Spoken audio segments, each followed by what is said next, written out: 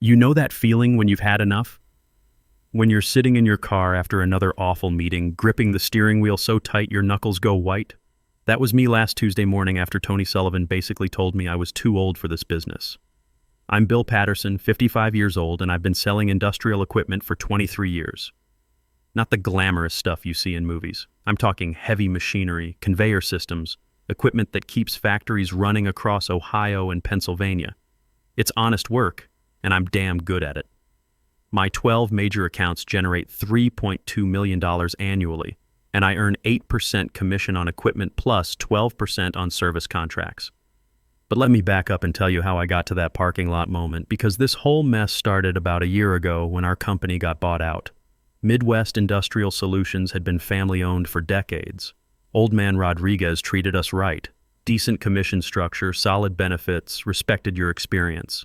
Then he retired, and his son James took over. The first red flag was when James announced a strategic partnership with some private equity firm. 3 months later, they brought in Tony Sullivan as regional manager.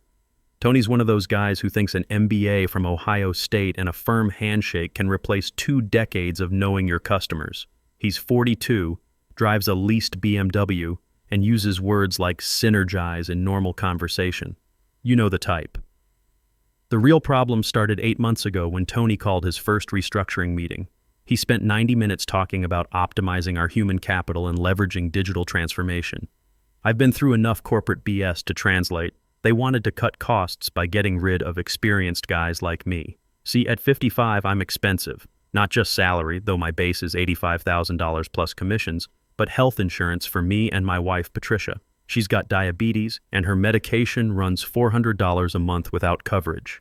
Add my 23 years of vacation time, my pension contributions, and the fact that I actually use the company's dental plan, and suddenly I'm not looking so profitable on their spreadsheet. The writing was on the wall when they implemented this new CRM system. Now, I'm not against technology. I learned email, I use my smartphone just fine, I even figured out Zoom during COVID. But this system was like trying to fly a space shuttle. Tony made it clear that if you couldn't embrace our digital sales methodology, you'd be optimized out. What really got under my skin was watching Tony destroy relationships I'd spent years building. Take my customer at Automotive Parts Inc. I'd worked with their purchasing manager Dave Williams for 12 years.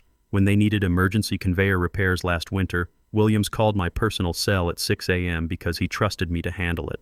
Tony saw that as inefficient. He wanted all customer contact going through the new system, with response times tracked and calls recorded for quality assurance. But Tony's real genius was in cost optimization. He'd identified inefficiencies in our equipment specifications. Translation. He figured out how to sell cheaper machines while charging the same prices. I first noticed it with the Riverside fabrication deal. I'd been working on their production line overhaul for 6 months. $850,000 worth of conveyors, sorters, and safety systems. These guys manufacture automotive components, so quality isn't negotiable. One equipment failure during their peak season could cost them millions in missed deliveries. I'd spec'd everything according to their actual needs. Heavy-duty conveyors rated for 150% of their peak capacity, redundant safety systems, industrial-grade motors designed for 24/7 operation. Standard practice. You never want equipment running at its maximum rating because that's when things break down. Tony swooped in during final negotiations and started pushing our value engineering solutions. Lighter-duty conveyors that were technically adequate for their current volume, simplified safety systems, motors rated exactly at their peak requirements with no buffer. When I tried to explain why the original specs mattered, Tony pulled me aside. "Bill, I appreciate your thorough approach, but we need to think about profit margins here. This isn't 1995 anymore. Customers want efficiency, not gold plating. The equipment Tony proposed would save the company about $240,000 in costs, while still charging Riverside the full $850,000. On paper, it looked brilliant. In reality, he was setting them up for equipment failures within 2 years, maybe less. That night, I couldn't sleep. Patricia found me at the kitchen table at 2 a.m. going through specification sheets. "What's eating at you, honey?" I told her about Riverside, about Tony's cost cutting, about the corner cutting that could lead to equipment failures. She listened quietly. She's always been my voice of reason. Then said something that stuck. "Bill, if those machines fail, real people get hurt. That purchasing manager trusted you. You can't let some MBA put workers at risk just to hit his numbers." She was right, but it went deeper than that. See, my son Michael works at Precision Manufacturing, and they'd just placed an order with us 4 months ago. Tony had handled that sale personally, and I was starting to wonder what corners he'd cut there. The next morning, I started looking closer at Tony's other deals. I had access to our shared client database, and what I found made my stomach turn. Over the past 8 months, Tony had closed 23 major contracts worth $6.8 million total. Every single one showed the same pattern. Original specifications reduced by an average of 28%, with customers paying full price for downgraded equipment. He was having our technical team reinterpret safety margins and capacity requirements to make cheaper machines look adequate on paper. The documentation was all there: original customer requirements versus final delivered specs. Email chains where Tony pressured our engineers to be more creative with interpretations. Revised technical documents that made 80% capacity look like 100% capacity through creative math. I started printing everything, staying late to access files when Tony wasn't around. What I discovered was systematic fraud dressed up as efficiency improvements. But this wasn't just about Tony anymore. 3 of his installations were already showing problems. Precision Manufacturing, where my son works, was experiencing unexpected downtime on their new assembly line. The equipment was running hot, throwing error codes, requiring daily maintenance instead of the scheduled weekly checks. When I called Michael to ask how things were going at work, trying to sound casual, his answer chilled me. "Dad, we've had some issues with the new line. Management says it's normal break-in problems, but some of the older guys think the equipment's undersized for what we're running." That's when I knew I had to act. I tried going through proper channels first, made an appointment with James Rodriguez, thinking maybe he didn't know what Tony was doing. I brought documentation, the spec sheets, the cost comparisons, the safety margin reductions. Laid it all out professionally. James listened for maybe 10 minutes before cutting me off. "Bill, I appreciate your concerns, but Tony's brought in record profits this quarter. Our parent company is very pleased with his performance metrics. Maybe you need to trust that he understands modern market dynamics." When I mentioned the safety issues, James got that corporate look, the one where they're calculating liability versus profit margins. "Are you saying our equipment doesn't meet industry standards?" "I'm saying it meets minimum standards instead of the safety buffers we used to provide. So it's compliant." "Technically, yes, but..." "Then I don't see the problem." "Bill, I know change is hard, especially for someone with your extensive experience. But we can't let nostalgia drive business decisions." There it was, the age card, played with corporate politeness. I walked out, knowing I was on my own. The breaking point came 3 weeks later. Tony called me into his office and announced they were restructuring my territory to better utilize our resources. He was taking away my biggest accounts, relationships I'd built over 15 years, and giving them to younger reps who'd embrace our new methodologies. "Bill," he said, leaning back in his chair like he was doing me a favor, "you've had a good run, but this industry is changing fast. We need people who can adapt to new technologies, connect with younger decision makers. Let's be honest, most purchasing managers today are probably younger than your work experience." I kept my voice steady, but inside I was calculating numbers. At 55, with Patricia's medical needs and 7 years left until full pension benefits, getting fired wasn't just inconvenient, it was potentially catastrophic. "Tony, I outsold every rep in this office last year. My customer retention rate is 95%. My accounts generate the highest profit margins because I build long-term relationships, not quick flips." He gave me that MBA smile. "It's not just about numbers, Bill. It's about cultural fit, energy, digital fluency. The reality is, companies want sales reps who understand modern business ecosystems. Someone who can leverage social selling, optimize CRM workflows, synergize cross-platform customer touchpoints." I stared at him. Half those words didn't even mean anything. "What I'm offering," he continued, "is a transition period. 2 weeks to properly hand over your accounts. We'll even discuss an early retirement package. Might be perfect timing for you and Patricia to enjoy your golden years." Right there, he'd crossed every line. This wasn't about performance, it was pure age discrimination wrapped in corporate buzzwords. But I also realized something. Tony had just given me exactly what I needed. I understand, I said carefully. Give me those 2 weeks to transition everything properly. I want to make sure my customers are taken care of.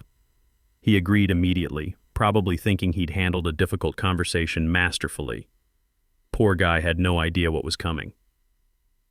I spent the next 2 weeks very carefully organizing my files. See, Tony had made one crucial mistake in his rush to optimize everything. He'd kept me on all client communications, even as he was modifying deals behind the scenes. I had every email, every contract revision, every technical specification he'd altered. More importantly, I had the real-world performance data. Precision Manufacturing wasn't just experiencing break-in problems. Their new assembly line was running 15% above its rated capacity during peak shifts. The motors were overheating, the conveyor belts were showing premature wear, and the safety sensors were triggering false alarms because they couldn't handle the actual operating conditions. Riverside Fabrication's equipment wasn't even installed yet, but their engineering team had run preliminary tests and identified potential bottlenecks. When I called their head of maintenance, a guy I'd worked with for 8 years, he mentioned concerns about the equipment specs matching their actual requirements. Bill, I've got to ask, some of this equipment seems lighter duty than what we discussed. Are you sure it can handle our volume during Q4 peak season? I couldn't tell him the truth directly, but I could document his concerns. Every conversation, every technical question, every expression of doubt about equipment adequacy went into my files. But the real smoking gun came from an unexpected source. Remember how Tony loved digital optimization? Well, he'd been documenting his own fraud through the CRM system. Every cost reduction, every specification change, every value engineering decision was tracked in the database to show his performance improvements. The genius of Tony's system was that it looked brilliant from a profit perspective. Equipment cost down 28% while maintaining revenue. Any MBA would see that as optimization excellence. But when you cross-reference those numbers with actual customer requirements and industry safety standards, it painted a very different picture. I started building what I called my transition documentation, officially just detailed account summaries for whoever would take over my customers. Except these summaries included everything: original customer specifications versus delivered equipment, projected failure rates based on operating conditions, potential safety violations, liability exposure calculations. I even included helpful appendices: OSHA safety requirements for industrial equipment, insurance industry standards for manufacturing operations, federal regulations for defense contractor quality assurance. Just background information to help the new reps understand their customers better. The beauty was in the presentation. This wasn't some disgruntled employee making accusations. It was comprehensive technical documentation prepared by a 23-year veteran to ensure proper customer service continuity. Professional, thorough, and absolutely devastating. But I didn't just want Tony to get a slap on the wrist. I wanted the whole system exposed because this wasn't just about one bad manager. It was about a corporate culture that valued short-term profits over worker safety and customer relationships. So I made sure my documentation would reach the right people at exactly the right time. On Friday afternoon of my last week, I submitted my final reports through the proper channels. Account transition summaries to Tony and the new reps. Technical documentation to our engineering department for ongoing customer support reference.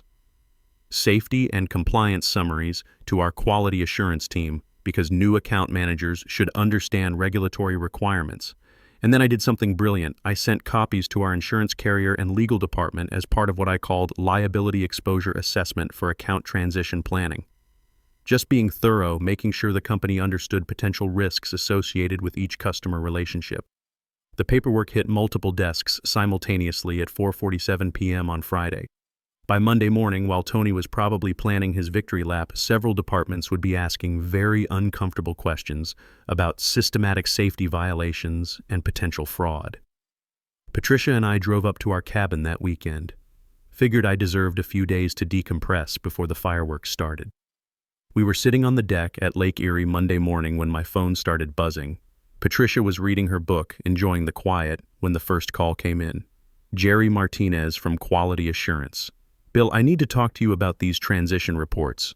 Are you documenting systematic safety violations in Tony Sullivan's accounts? I kept my voice neutral. Jerry, I documented everything I observed during the transition process. Technical specifications, customer requirements, potential compliance issues. Just being thorough. Bill, this is serious stuff. You're saying we delivered equipment rated 20% below customer operational requirements?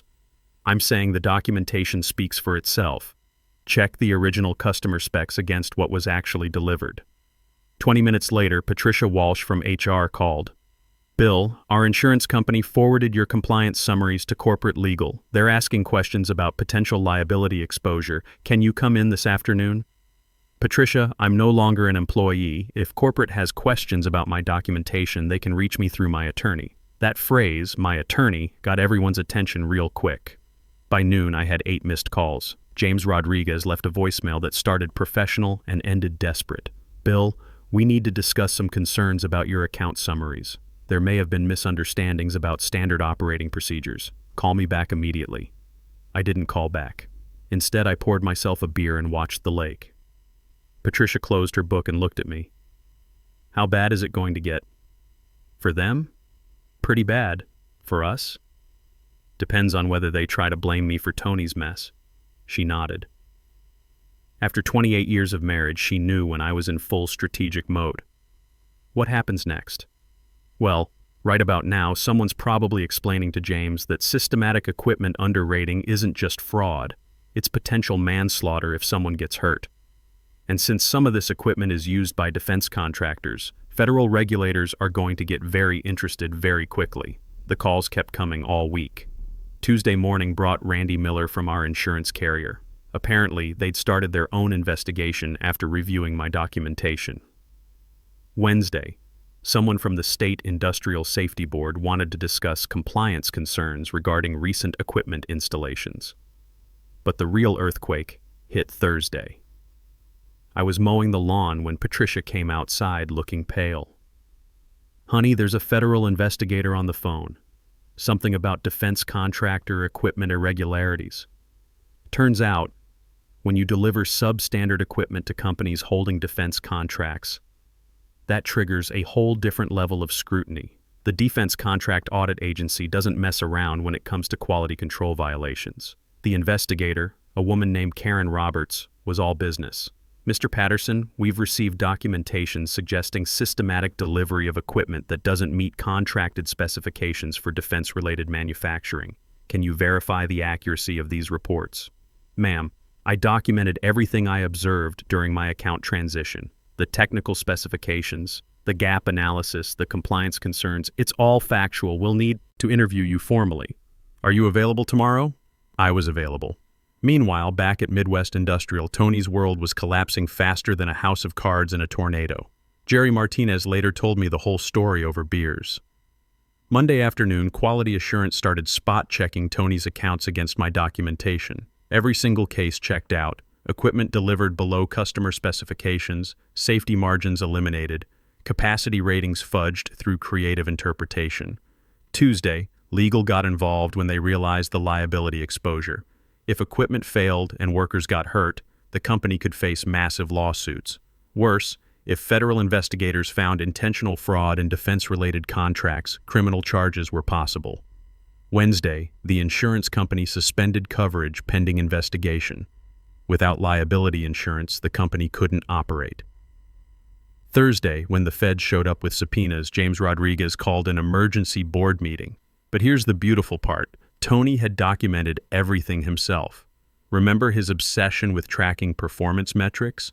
Every cost reduction, every specification change, every optimization was logged in the CRM system with his digital signature. The man had created a perfect paper trail of his own fraud. By Friday, Tony was suspended without pay pending investigation. His company car got repossessed, his office got sealed, and security escorted him out the building with a cardboard box of personal items. Jerry told me Tony tried claiming he was just following company policy to maximize profits. Problem was, there was no company policy authorizing safety violations or specification fraud. Tony had freelanced the whole operation.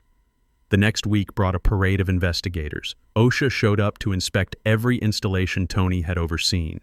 The State Industrial Safety Board launched a formal investigation.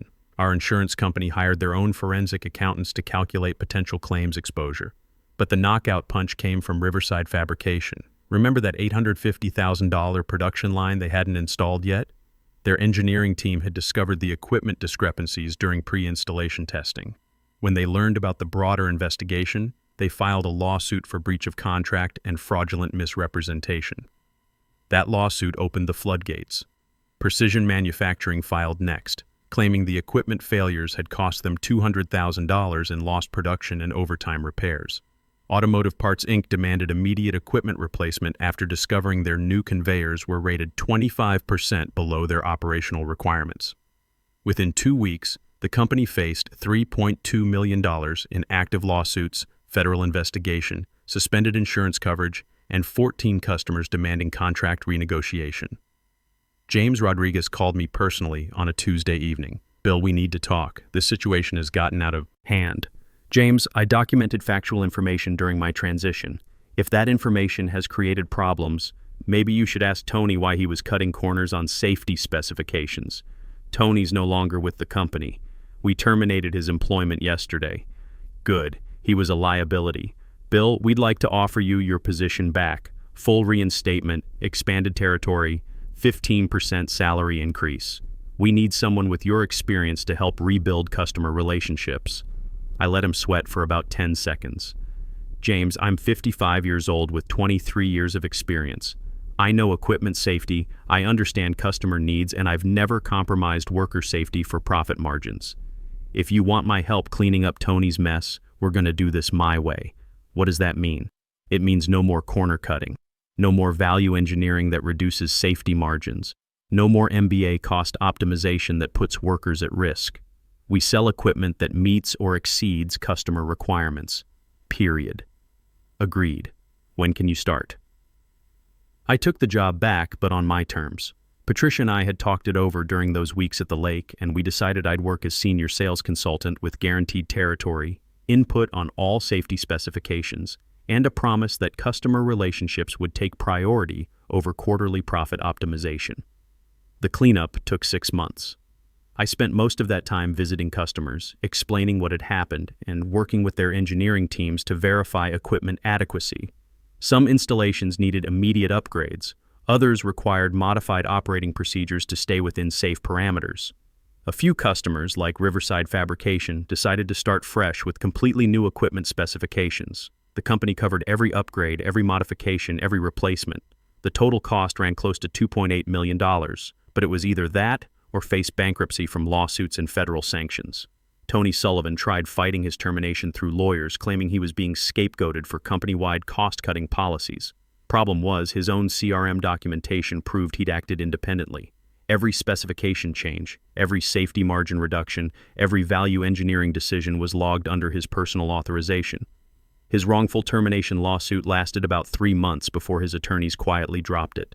Hard to claim unfair dismissal when federal investigators are building a fraud case with your own digital signatures as evidence. The federal investigation took longer. Defense Contract Audit Agency investigators spent 4 months reviewing every piece of equipment delivered to companies holding defense contracts. They found systematic underrating in 12 different installations, affecting 6 defense contractors across Ohio and Pennsylvania. Tony faced federal charges for fraud related to defense contracts. The prosecutors offered him a plea deal, 18 months minimum security prison, 3 years probation, and permanent disbarment from working with any company holding federal contracts. He took the deal rather than risk a trial that could have meant 5-10 years. But the most satisfying moment came 8 months after I'd returned to work. I was visiting Precision Manufacturing to check on their upgraded assembly line when Michael met me at the front gate. "Dad, I need to thank you for something.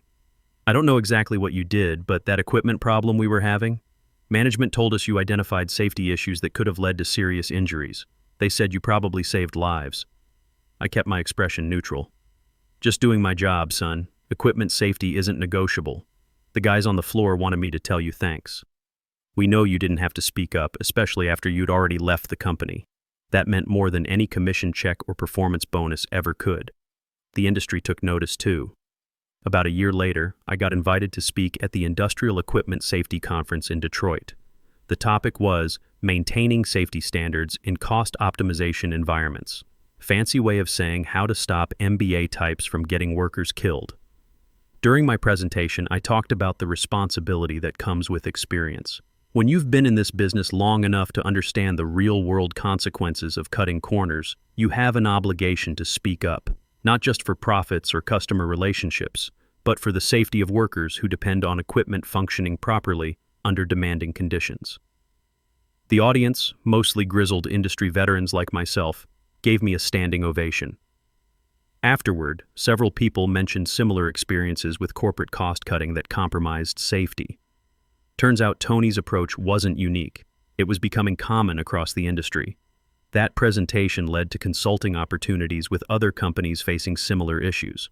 I started doing safety audits for industrial equipment installations, reviewing specifications for adequacy, training sales teams on the difference between cost optimization and corner cutting. Patricia says I seem more relaxed now, more like the guy she married 28 years ago. I'm working less but earning more, focusing on customers who value experience over digital fluency, building relationships instead of chasing quarterly numbers. My territory now includes 8 major accounts worth $4.1 million annually. I work 4 days a week, spend Fridays consulting on safety audits, and take 3-day weekends at the lake whenever Patricia's doctor appointments require it. Her diabetes is well controlled now that we have excellent insurance coverage, and we're finally building the retirement fund that got derailed during the 2008 recession.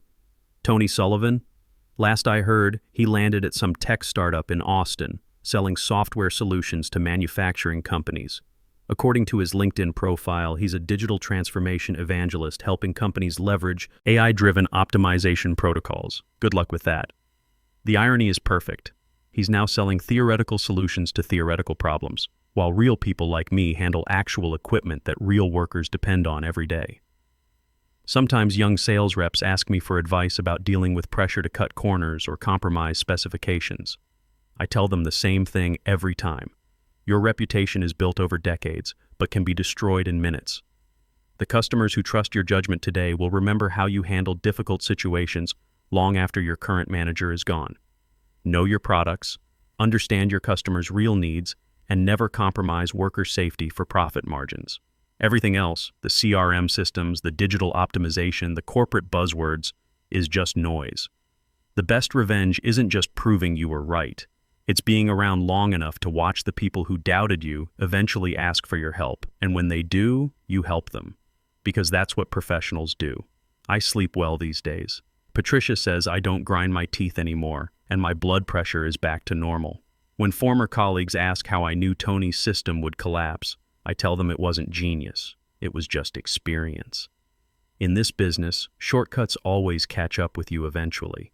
Tony thought he could outsmart 23 years of industry knowledge with 6 months of MBA theory. He learned the hard way that when you're dealing with equipment that could kill someone if it fails, there are no acceptable shortcuts. Some lessons can only be taught by reality. Tony got his education, I got my vindication, the workers got safer equipment, and the industry got a reminder that experience still matters, even in the age of digital transformation. That's not revenge. That's just justice with a very satisfying timeline.